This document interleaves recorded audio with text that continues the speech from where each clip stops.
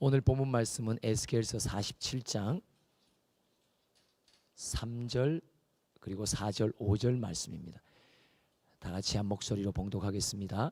그 사람이 손에 줄을 잡고 동쪽으로 나아가며 천천을 측량한 후에 내게 그 물을 건너게 하시니 물이 발목에 오르더니 다시 천척을 측량하고 내게 물을 건너게 하시니 물이 무릎에 오르고 다시 천척을 측량하고 내게 물을 건너게 하시니 물이 허리에 오르고 다시 천척을 측량하시니 물이 내게 건너지 못할 강이 된지라. 그 물이 가득하여 헤엄칠 만한 물이요 사람이 능히 건너지 못할 강이더라. 아멘.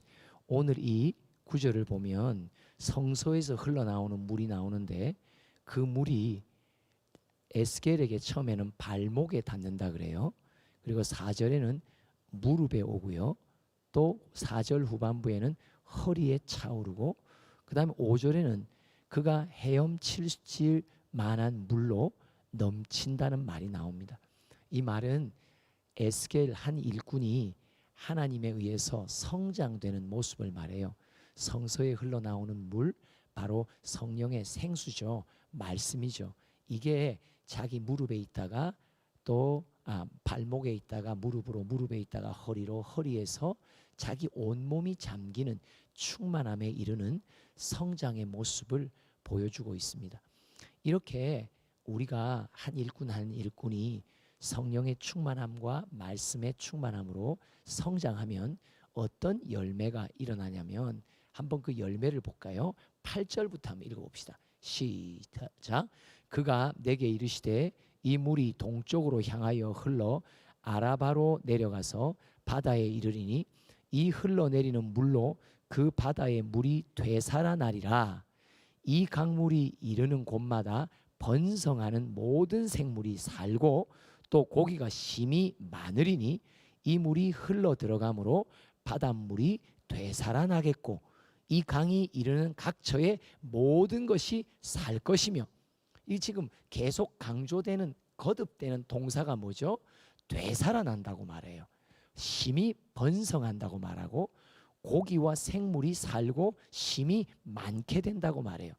또 바닷물까지도 되살아난다고 말하고 이 강이 이르는 각처마다 모든 것이 살 것이라고 말하고 있습니다. 그리고 10절을 또 이어서 읽어볼까요? 시작. 또 이 강가에 어부가 설 것이니 엔게디에서부터 에네글라임까지 그물 치는 곳이 될 것이라. 그 고기가 각기 종류를 따라 큰 바다의 고기같이 심히 많으려니와. 그러니까 고기가 막 넘친단 말이에요. 그리고 어부들이 쓴단 말이에요. 어부, 사람 낚는 어부들이 막 영혼의 열매들이 막 쏟아지게 된다는 것입니다. 어떻게 해요?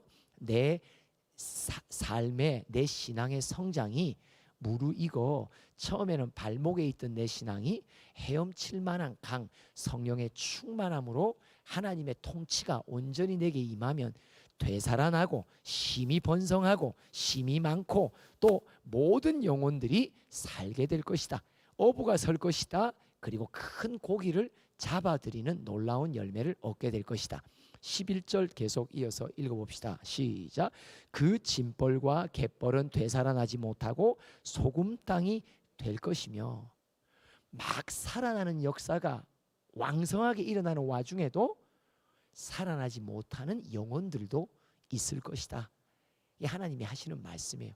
우리가 만남 속에 모든 영혼이 살아나기를 간절히 소원하죠. 그러나 생명의 꼴이 먹여져도 살아나지 않는 영혼들도 있게 된다라고 하나님은 말씀하십니다. 12절 계속 마지막 시작. 강 좌우가에는 각종 먹을 과실나무가 자라서 그 잎이 시들지 아니하며 열매가 끊이지 아니하고 달마다 새 열매를 맺으리니 그 물이 성소를 통하여 나옴이라. 그 열매는 먹을 만하고 그 잎사귀는 약 재료가 되리라. 각종 먹을 각 과실나무, 그 잎이 시들지 않는다. 열매가 끊이지 않는다. 달마다 새 열매를 맺는다. 어떻게 그 열매를 맺느냐? 그 일꾼의 삶 속에, 사역 속에 어떻게 이렇게 부러움을 살 만큼 큰 열매, 풍성한 열매를 맺느냐? 어디서부터? 그 물이 성소를 통하여 나오기 때문이란 말이죠. 그러니까 열매는 어떻게 맺어요? 성령을 통해서 맺는단 말이에요. 예수께서 친히 일하셔서 일어나는 것이 열매 맺는 거지, 일꾼의 열심과 부지런함과 일꾼이 뭔가를 많이 해서 일어나는 일이 아니라, 그 일꾼은 성령의 충만함 속에 머물러 성장하게 되면 하나님의 영이 친히 살리는 영이요. 그죠? 요한복음 6장 63절.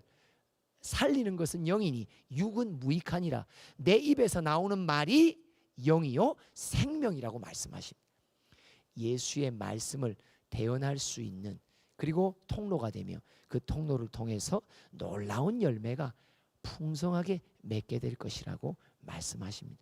그렇다면 여러분, 에스겔 한 일꾼이 이렇게 놀라운 열매를 맺어가는 성장한 일꾼이 되도록 하나님은 어떤 방법을 쓰셨을까요? 자, 한번 2장을 보도록 합시다. 2장에 에스겔서 2장 보면, 우리 6절부터 읽어봅니다. 시작. 인자야, 너는 비록 가시와 찔레와 함께 있으며 정갈 가운데 거주할지라도 그들을 두려워하지 말고, 들의 말을 두려워하지 말지어다. 계속. 그들은 패역한 족속이라도 그 말을 두려워하지 말며 그 얼굴을 무서워하지 말지어다. 그들은 심히 패역한 자라. 그들이 듣든지 아니 듣든지 너는 내 말로 고할지어다. 너 인자야, 내가 내게 이르는 말을 듣고 그 패역한 족속같이 패역하지 말고 내 입을 벌리고 내게 주시는 먹으라 하시기로, 내가 보니 보라 한 손이 나를 향하여 펴시고 보라 그 안에 두 마리 책이 있더라. 한 일꾼이 성장해 나가는 과정을 설명해 주고 있어요. 에스겔 한 일꾼을 오늘 등장시키시며 우리에게, 우리 각 사람을 어떻게 자라나게 하시느냐. 하나님은 때마다 우리에게 만남을 주세요. 근데 이 만남이 찔레와 같은 만남이요, 가시와 같은 만남이요, 정갈과 같은 만남이에요. 내게 부딪힘이 엄청 많은 만남이에요. 만나고 싶지 않는 만남이에요. 같이 마주 대하고 대화하고 싶지 않는 만남이에요. 여러분, 우리의 삶 속에, 사역 속에 내가 말이 잘 통하고 그의 입술에서 나오는 말이 내게 항상 즐겁고 나와 동의가 되고 합의가 된다면, 코드가 쫙쫙 맞는다면 우리의 만남 속에는 눈물도 없습니다. 우리의 만남 속에는 자존심 상할 일도 없습니다. 내 생각과 부딪힐 일도 없고요. 그냥 만사가 다 만남마다 다 즐겁고 형통합니다. 근데 오늘 에스겔이 어떻게 그의 신앙이 발목에서 무릎으로, 무릎에서 허리로, 허리에서 헤엄칠 만한 성소의 물로 가득 찬 사람으로 하나님이 만들어졌을까라는 것을 말씀하시면서 하나님이 뭐라고 우리에게 소개하냐. 에스겔에게는 만남이, 아픈 만남이 많았단 말이에요. 하여튼 말끝마다 마음을 찔러대는 사람들과의 만남, 가시 같은 만남, 정갈처럼 독을 품고 자기를 찌르고 또 물고 하는 만남들이 많았단 말이에요. 서로 대화를 해도 안 통하는 만남이 많았단 말이죠. 마음이 다친 자들과의 만남이 많았단 말이에요. 그런데 여호와께서 뭐라고 말씀하세요? 내가 너에게 먹을 것을 줄 테니 그거 두루마리를 먹어라. 말씀을 먹어라. 그리고 그 말씀을 먹은 말씀대로 너는 먹이라고 명령하십니다. 여러분, 실제로 우리가 뒤돌아보면 원하지 않고 내가 거끄럽고 부딪히는 만남을 통해 나는 자라났다는 사실을 우리는 깨닫게 됩니다. 오늘 제목입니다. 만남이 성장의 계단입니다. 자, 만남이 성장의 계단입니다. 한번 3번 외칩니다. 시작.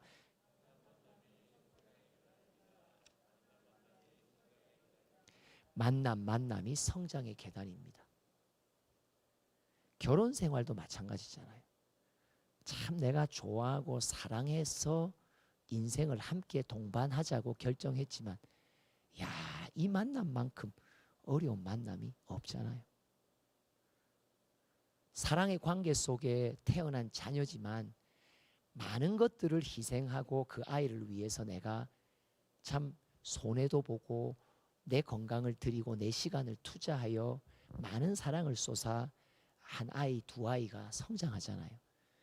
근데 그 아이들과의 대화 속에 관계 속에도 엄마 아빠로서의 많은 상함과 아픔을 받잖아요. 우리는 매일 이 사역의 사명의 현장 속에서도 우리는 척하면 척 알아듣는 아이뿐만 아니라 척하면 막 들이대는 아이들도 만나잖아요. 그뿐 아니라 함께 동역하는 동역자들 가운데도 내 마음에 안 드는 사람들이 드는 사람보다 더 많을 수 있거든요. 내가 상종하기 원치 않고 내 스스로의 선택이라면 내가 이 공동체를 선택하고 싶은 마음이 없을 정도의 만남이 내게 괴로움을 주는 만남이 있거든요. 근데 신기해요. 찔레와 같은 만남, 가시와 정갈 같은 만남. 근데 하나님은 한 일꾼 에스겔을 그런 만남을 통해서 성장하도록 만드셨다는 겁니다. 여러분은 지금 어떤 만남 속에 힘들어 하십니까? 근데 그 만남이 하나님의 섭리 속에 하나님 친히 주선하신 만남이라는 사실을 여러분들은 꼭 깨달아서 오히려 아픈 만남, 부딪히는 만남, 내 자존심까지 무너지게 만드는 만남, 막 나를 찔러대는 만남, 나를 막 물고 늘어지는 정갈 같은 만남. 하나님, 이 만남 속에서 주님은 내게 지금 무엇을 하고 계십니까? 제일 중요한 건요, 헤아릴 수 없는, 이해할 수 없는 만남 속에 내가 처해질 때 하나님께 물어보세요. 하나님, 이 만남도 나를 유익하게 만들고 나를 자라나게 만드시려는 만남인가요? 한번 물어보세요. 내 스스로 그 만남의 아픔 때문에 내가 마음의 문을 닫지 마시고 나 더 이상 쟤는 만나기 싫어, 피해가지 마시고. 우리 학교의 계단의 구조도 피할 길이 있잖아요. 저쪽에서 누군가가 오면 어떻게 해요? 옆으로 내려가잖아요. 마주치고 싶지 않는 만남이 우리에게는 반드시 있습니다. 여러분, 구관이 명관이라고요. 지금 이 만남 속에 나를 다듬으시려는 하나님의 손길을 빨리 받고 다듬어지는 게 나아요. 이 만남을 피하면요, 그 다음 만남은요, 더 센 사람 만날 수 있어요. 그냥 여러분들 결혼한 분하고 잘 사세요. 이 결혼 힘들다고요, 때리치잖아요. 그럼 나중에 더 센 사람 만나게 하세요. 그냥 지금의 만남이 복된 만남입니다. 왜요? 이 만남도 하나님의 나를 향한 계획 속에 있는데 나를 성장시켜서 나로 하여금 성소로 흘러나오는 성령의 물과 말씀으로 충만한 일꾼을 만들어 이후에 나의 삶의 여정 속에 더 많은 열매, 이전보다 더 풍성한 열매로 주님께 기쁨이 되고 영광 돌리게 하시려는 아버지의 크신 그림이 있다는 사실을 우리는 믿음으로 바라봐야 합니다. 그래서 에스겔에게는 이런 모진 만남을 허락하신 것입니다. 저 같은 경우도 참 때려치고 싶은 마음이 수십 번, 수백 번, 수만 번 드는 만남들을 합니다. 입에서 나오는 말이 내 마음에 막 독소같이 느껴지는 그런 만남들이 있습니다. 처음에는 독같이 느껴졌는데 하나님 앞에 갖고 나가니까 이게 하나님이 나를 치료하기 위해 먹이시는 약이 그 속에 있구나, 이걸 이후에 깨달으면서 그 만남의 머문 속에, 그 관계 속에 머무르는 것을 인내할 수 있게 되거든요. 안 그러면요, 승질납니다. 안 그러면요, 막 막 내 자존심이요 가만두지 않습니다. 힘듭니다. 이런 만남들이 우리 모두에게 있는 것은 나를 자라나게 하시려는 하나님의 특별한 섭리가 있다는 거예요. 이걸 주님 앞에 독대하며 주님 앞에서 소화해내지 않으면요, 우리는 이 만남을 피해버리게 돼요. 내 스스로가 접어버리게 돼요. 그러면 하나님이 나를 자라나게 하시려는 특별한 계획에 내가 스스로 이탈하는 일꾼이 되어버립니다. 그렇다면 에스겔이 만난 찔레와 가시와 정갈 같은 아주 기분이 상하고 마음이 상하는 이 만남은, 이들은 어떻게 이런 찔레가 되고 가시가 되고 정갈이 되었을까요? 자, 한번 34장으로 가봅시다. 4절부터 6절까지 먼저 한번 읽어봅니다. 시작. 너희가 그 연약한 자를 강하게 아니하며 병든 자를 고치지 아니하며 상한 자를 싸매주지 아니하며 쫓기는 자를 돌아오게 하지 아니하며 잃어버린 자를 찾지 아니하고 다만 포악으로 그것들을 다스렸도다. 이건 지금 누구에게 하시는 말씀이냐, 책망이냐? 백성을 위해, 영혼을 위해 하나님 친히 세우신 일꾼들을 위해, 목양해야 될 목자들을 향해 책망하시는 겁니다. 내가 너희들을 불러 세운 것은 약한 자를 강하게 하기 위함이요, 병든 자를 고치게 하기 위함이요, 상한 자를 싸매해 주기 위함이요, 쫓기는 자를 돌아오게 하기 위함이고, 잃어버린 자를 찾기 위해 너희를 세웠는데, 너는 약한 자에게 돕지 않았고 병든 자, 상한 자, 쫓기는 자, 잃어버린 자를 네가 찾아 나서지 아니했다라고 말합니다. 5절 계속 이어서 읽어봅시다. 목자가 없으므로 그것들이 흩어져서 모든 들짐승의 밥이 되었도다. 내 양떼가 모든 산과 높은 맷뿌리에 마다 유리되었고 내 양떼가 온 지면에 흩어졌으되 찾고 찾는 자가 없었도다. 하나님이 우리에게도 각 사람에게도 맡기신 영혼들이 있잖아요. 근데 이 맡기신 영혼들을 때마다 하나님이 주시는 꼴로 먹이지 않은 거예요. 그들은 흩어집니다. 왜? 목양을 못 받으니까. 그들은 또한 들짐승의 밥이 됩니다. 악한 영에 의해 사로잡히는 밥이 되어버린단 말이죠. 그들은 이곳저곳을 방황하며 유리합니다. 온 지면에 흩어져 버립니다. 왜요? 자기를 돌봐야 될, 목양하기 위해 붙이신 만남 속에 있는 목자가 돌아보지 않는단 말이에요.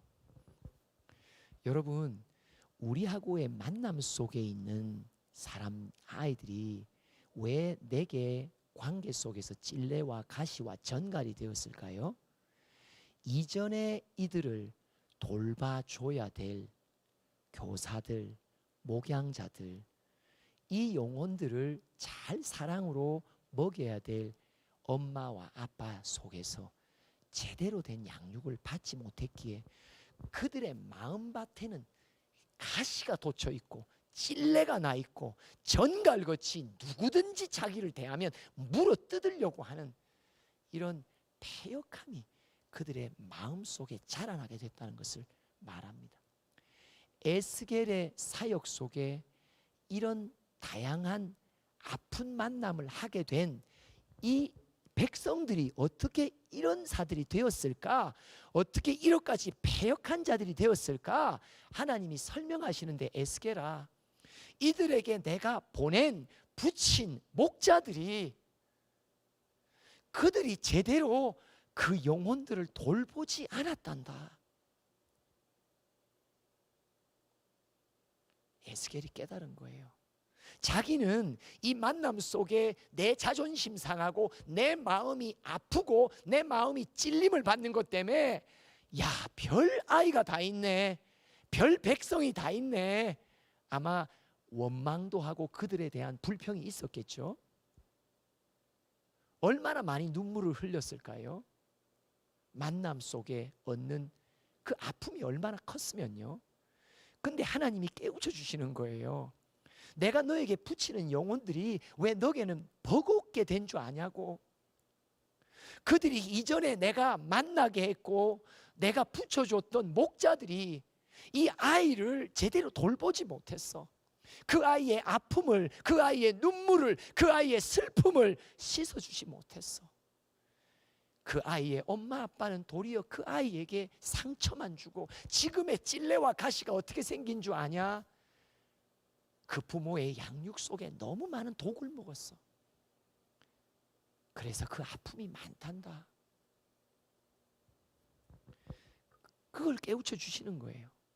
그러면서 11절부터 하나님께서 이런 나쁜 목자들로부터 이 양떼를 찾아 이제 하나님이 작정하시기 시작합니다. 시작.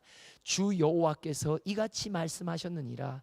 나 곧 내가 내 양을 찾고 찾되 목자가 양 가운데 있는 날에 양이 흩어졌으면 그 때를 찾는 것 같이 내가 내 양을 찾아서 흐리고 캄캄한 날에 그 흩어진 모든 곳에서 그것들을 건져낼지라.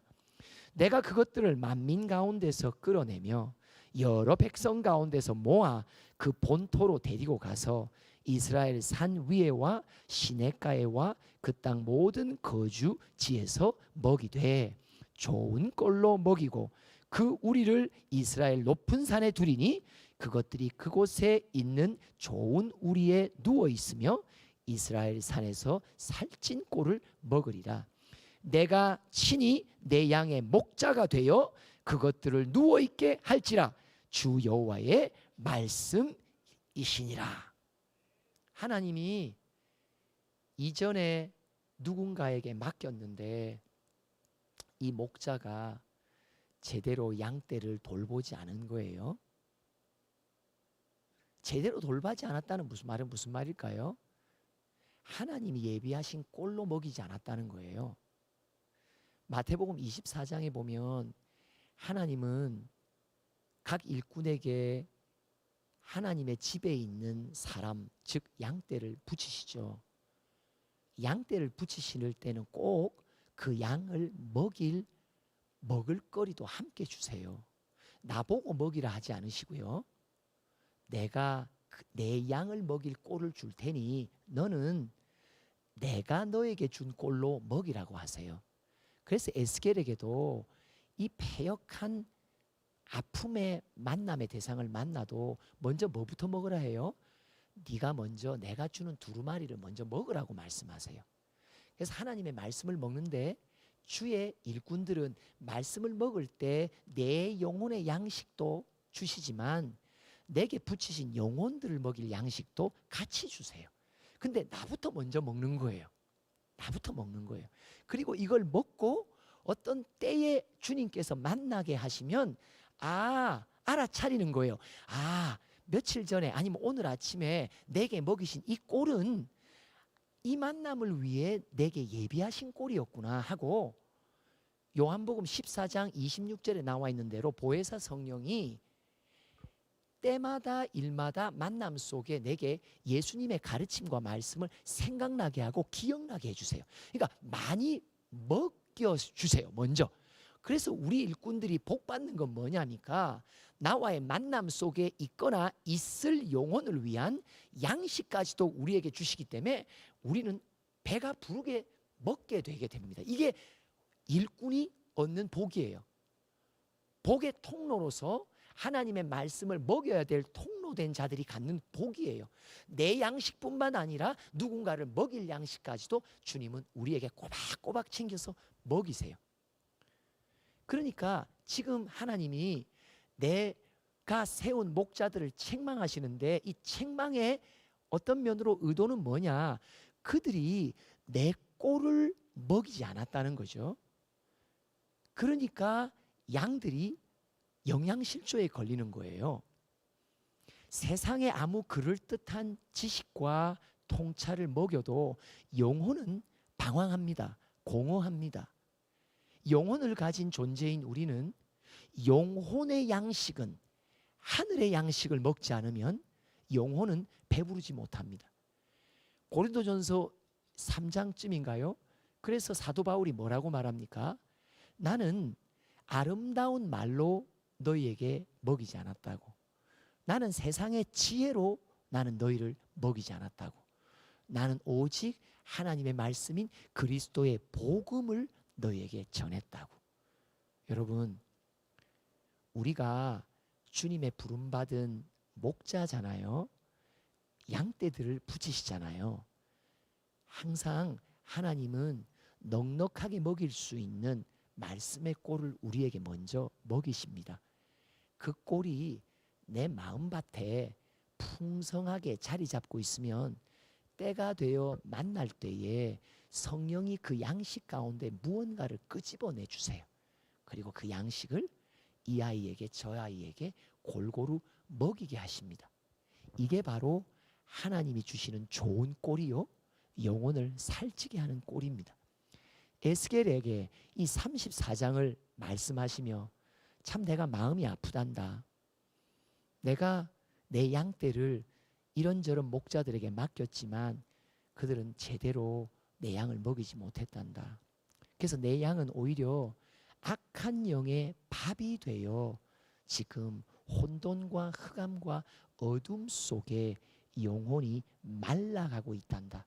그러면서 하나님이 하시는 말씀이 나는 이제 내 양떼를 그들의 손에서 찾을 거라고, 그리고 나는 친히 내 양떼를 먹일 거라고, 나는 좋은 꼴로 먹일 거야, 나는 산질 꼴로 먹일 거야, 그들의 인생 속에 생명의 꼴이 풍성하도록 만들어 약속하신 풍성한 생명을 얻도록 나는 할 거야.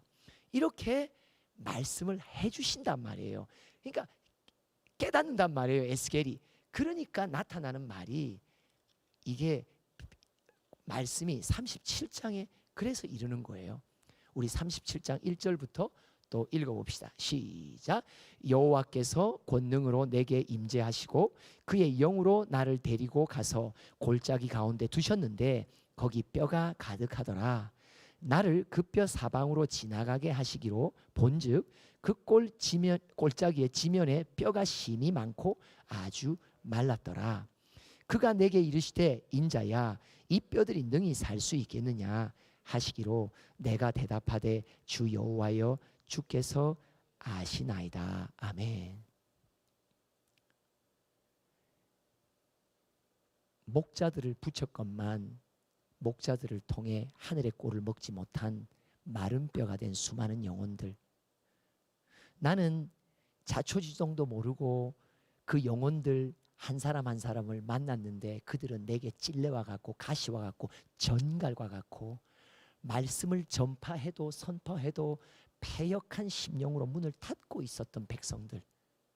근데 하나님의 설명을 보니까 이들이 왜 이런 형편이 되었는지를 깨우쳐 주시니까 아, 그렇구나. 이제 나라도 이제 내 것으로 전하지 않아야지, 세상 것으로 안 해야지. 이제 나라도 여호와의 음성을 먼저 듣고 그 말씀을 먹고 그 말씀의 꼴을 나는 이제부터 전해야지, 이렇게 결정하게 됐단 말이죠. 그러니까 37장에 하나님의 영이 에스겔을 데리고 하는 골짜기로 가는데 눈에 뭐가 보이기 시작해요? 이전에는 나에게 아픔을 줬던 아이로, 나에게 찔렀던 사람으로 봤는데 이제는 눈이 바뀐단 말이에요. 어떤 눈이 바뀌어요? 아, 영혼이 말랐구나. 영혼이 피폐했구나. 그냥 단순히 내 자존심과 내 인격의 수모를 겪는 것으로만 내 아픔만 움켜쥐고 있었던 일꾼이었는데 이 백성들이 어떻게 하다가 이런 자들이 되었는지를 설명을 들으니까 에스겔의 마음의 눈이 확 열리는 거예요. 하나님 죄송합니다. 나는 이 만남 속에 그 아이가 내게 행하고 있고 말하고 있고 내게 대하고 있는 것으로 나는 내 아픈 마음만 붙들고 있었습니다. 그런데 보니까 그 아이가 지난 세월 수많은 아픔 속에 있었네요. 하나님의 위로가 없었네요. 어떤 영혼의 꼴도 먹지 못했네요. 그러니까 눈이 열리는 거예요. 그리고는 이 영혼들이 이렇게 말랐구나. 그러면서 3절에 하나님이 물으시잖아요. 에스겔아, 이 말라버린 뼈, 네 앞에 내가 만남 속에 주신 이 영혼이 살겠냐 못 살겠냐 하니까 뭐라고 에스겔이 말합니다. 주님이 아십니다. 뭐예요? 주님만이 하실 수 있는 일입니다. 여러분, 우리의 만남 속에는요, 어떤 말과 어떤 권면을 해도요 안 통하는 아이들이 있어요, 없어요? 있어요. 그 만남은 우리에게 무엇을 교훈 주냐면요, 내 능과 힘으로는 안 되는구나. 내가 아무리 지혜를 짜도 이 막혀진 마음을 뚫고 들어갈 수 없다는 나의 한계에 절망하게 됩니다. 근데 이 절망하게 만드는 만남이 내게는 일꾼으로서 성장할 수 있는 약이 되는 거예요. 그죠? 그러니까 에스겔처럼 모르겠어요. 하나님만 아세요. 내가 수십 번 수백 번 말해도 도통 안 되대요. 여러분, 꽉 막힌 만남을 만나야 내게 복이 돼요. 아주 시도 안 베끼는 만남 속에서 내가 할 수 있다라고 하는 나의 자신만만함이 다 포기 되기 시작하거든요. 그러면서 에스겔처럼 뭐라고 말합니까? 주님이 아십니다. 주님 아니고서는 이거는 일어날 수 있는 일이 아닙니다. 그러니까 하나님께 일꾼이 바짝 붙는 거죠. 하나님의 양식이 아니고서는, 하나님의 말씀이 아니고서는 이 영혼은 어둠의 권세에서 풀리지 않는다고 아주 내 마음에 작정을 하게 되는 거예요. 이게 바로 믿음이 준비되는 거고, 이게 발목에서 무릎에서 허리에서 헤엄칠 강이 뭐예요? 하나님, 도대체 나는 하나도 내가 할 수 있는 것이 없다라는 결론이에요. 오직 예수, 오직 말씀이 아니면 살아날 수 없어요. 주님이 아니면 살릴 수 없어요. 주님, 제발 좀 살려주세요. 아주 그냥 간절한 절대적인 믿음, 하나님에 대한 신뢰, 이 영혼을 주님께 부탁하는 간구, 이게 이런 만남 속에 일어난다고 말합니다. 그러면서 4절부터 읽어볼까요? 시작. 또 내게 이르시되 너는 이 모든 뼈에게 대언하여 이르기를 너희 마른 뼈들아 여호와를 말씀을 들을지어다. 주 여호와께서 이 뼈들에게 이같이 말씀하시기를 내가 생기를 너희에게 들어가게 하리니 너희가 살아나리라. 너희 위에 힘줄을 두고 살을 입히고 가죽으로 덮고 너희 속에 생기를 넣으리니 너희가 살아나리라. 또 내가 여호와인 줄 너희가 알리라 하셨다 하라. 이에 내가 명령을 따라 대언하니 대언할 때에 소리가 나고 움직이며 이 뼈 저 뼈가 들어맞아 뼈들이 서로 연결되더라. 내가 또 보니 그 뼈에 힘줄이 생기고 살이 오르며 그 위에 가죽이 덮이나 그 속에는 생기는 없더라. 또 내게 이르시되 인자야 너는 생기를 향하여 대언하라. 생기에게 대언하여 이르기를 주 여호와께서 이같이 말씀하시기를 생기야 사방에서부터 와서 이 죽음을 당한 자에게 불어서 살아나게 하라 하셨다 하라. 이에 내가 그 명령대로 대언하였더니 생기가 그들에게 들어가매 그들이 곧 살아나서 일어나 서는데 극히 큰 군대가 됐다. 그러니까 에스겔이 작정하는 거예요. 결정하는 거예요. 이제부터 나는 하나님의 말씀만 받아서 전해야지. 그러니까 대언이라는 거 있잖아요. 그렇죠? 내가 살릴 수 있지 않기 때문입니다. 내가 좀 더 공을 들이고 내가 좀 더 시간을 넣고 투자하면 살아날 수 있다고 그런 영혼이 아니기 때문입니다. 그렇죠? 우리는 벽창호같이 말을 전혀 안 듣고 한 귀로 듣고 한 귀로 내뱉는 이런 만남 속에도 우리는 거합니다. 이럴 때 우리가 꼭 기억해야 되는 것은 이 영혼이 지난 세월 얼마나 부치신 목자들에게 양육을 꼴을 제대로 못 먹어 이렇게까지 심령이 패역하며 또 반대로는 이렇게까지 마른 뼈가 되었을까? 긍휼히 여김을 하나님께서 주시면서 너만큼은 너와의 만남 속에서 내가 너를 도우리라. 아니, 너의 만남 속에 나는 너보다 앞서서 그 영혼을 치료할 말씀이 준비되어 있으니 너는 내 말에 귀를 기울이고 내가 너에게 먹이는 말씀을 잘 먹고 그 말씀을 그에게 먹이기만 하라고. 그러면 그 영혼은 살아나게 된다고. 여러분, 만남은요, 일꾼을 성장하는 시키는 계단입니다. 여러분, 어떤 만남 속에 힘들어 하십니까? 어떤 만남이 여러분들에게는 유쾌하지 않고 또한 큰 짐이 되고 부담이 되십니까? 여러분, 그 만남이 바로 하나님이 주선해 주시는 만남일 수 있습니다. 그 만남 속에 내가 만나려고 하지 말고 그 사람의 영혼이 주님 앞에 세워질 수 있도록, 오늘도 두 사람의 세 사람의 만남이지만 보이지 않는 하나님의 영이 그 영혼을 마주 대할 수 있도록 어떻게 해요? 잠시라도 기도하며 하나님, 이 영혼에게 오늘 나누어야 될 대화의 단어가 무엇입니까? 내게 지혜를 허락해 주세요.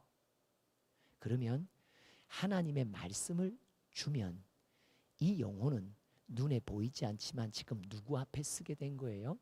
하나님 앞에 쓰는 영혼이 되는 거예요.